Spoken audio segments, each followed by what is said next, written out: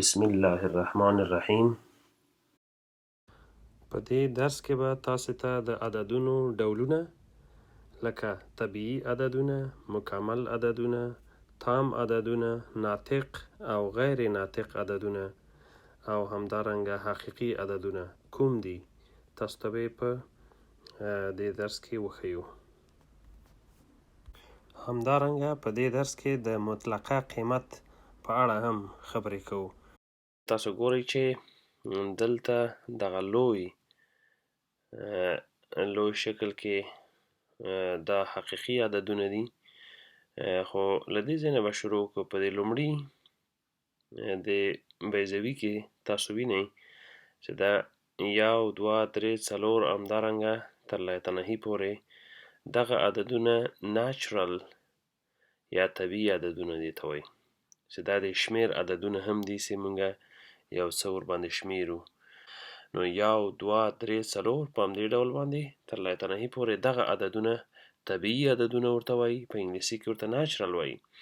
د دې نه که چېرته ګوره موږ د بلې بیضوي ته وګورو، په دې کې یو صفر هم شته چې صفر او دغه طبیعي عددونه په شمول دې ته بیا وایي مکمل یا بشپړ عددونه، چې په انګلیسي کې ورته هول نمبرز هم ورته وایي. د دې عددونو په شمول چې صفر هم شته او طبیعي عددونه، او دغه په څنګ کې منفي دغه عددونه هم شته، د ټولو ته بیا انټیجرز یا تام عددونه هم وایي. بیا دغه عددونه چې که چېرته موږ لکه 1/8 4 1/4.5 ده، منفي 6.5 که اشاره دار وي یا کسري شکل باندې لیکل کیږي او دا یو ثابت یو عدد ورکي، اشاره دار هم کوي خو فرق نه کوي چې اشاري کسر وي یا عام کسر وي. په دې شکل باندې چې لیدل کیږي دې ته وایي ناطق عددونه یا راشنل.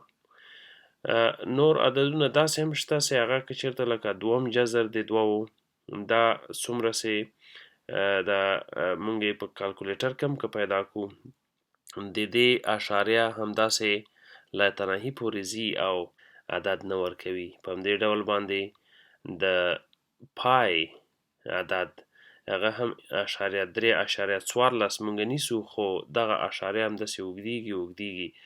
دغه ته غیر ناطق یا ایرریشنل هم وایي. نو راشنل او ایرریشنل دواړه عددونه ګوره، د دواړو عددونو سیټونه تاسو ګورئ چې دغه ټولو ته بیا موږ حقیقي عددونه وایو. ځینې نور عددونه بیا هغه د دې حقیقي عددونو د باندې بل داسې سیټ د عددونو هم شته چې هغه ته موږ وایو خیالي عددونه، لکه اوس انفینیټي یا لایتناهي چې موږ وایو، او یا هم په خپله د منفي 1 جذر، دا داسې یو خیال ده او صحیح عدد حقیقي عدد په لاس نه ورکوي. دلته پوښتنې درکړل شوي، ویډیو ودروئ، بیا پوښتنې حل کړئ او له درکړل شوو ځوابونو سره یې پرتله کړئ.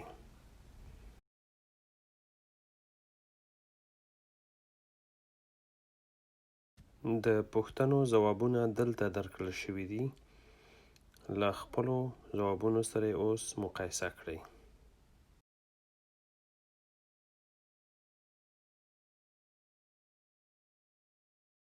د عددونو مطلقه قیمت څه ته وایي؟ مطلقه قیمت دا دی چې د هر عدد هغه فاصله چې موږ له صفر څخه پیدا کوو دا صفر دی. د یو عدد فاصله له صفر نه تر هغه عدد پورې څو واحده ده. اوس مثلا موږ وایو د دوو مطلقه قیمت څو ده؟ 1 2، دا هم 2 ده. که چېرته مثلا موږ د منفي 2 وایو، له صفر نه 1 او 2، د دې هم 2 ده مطلقه قیمت او د دې هم 2 ده. یعنی مطلقه قیمت په الجبر کې په ریاضي کې موږ د دوو موازي عددونو په شکل سره ښیو. اوس که چېرته مثلا موږ وایو چې د منفي 3 مطلقه قیمت څو ده؟ مطلقه قیمت د منفي 3 تاسو پوهیږئ چې له 0 نه 1 2 3 3 تللی نو په دې شکل لیکو.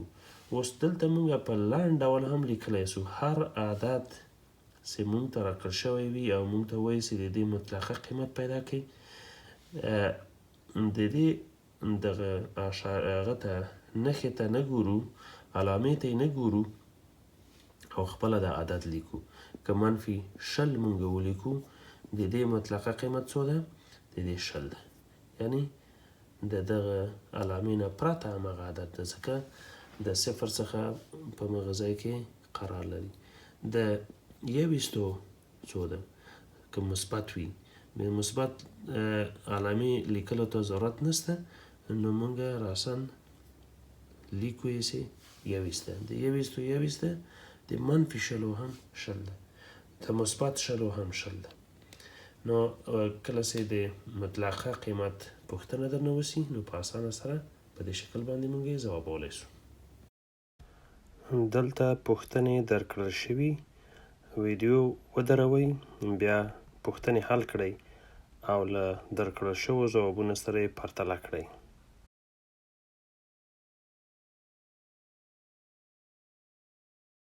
د پوښتنو ځوابونه دلته درکړل شوي دي له خپلو ځوابونو سره یې اوس مقایسه کړئ.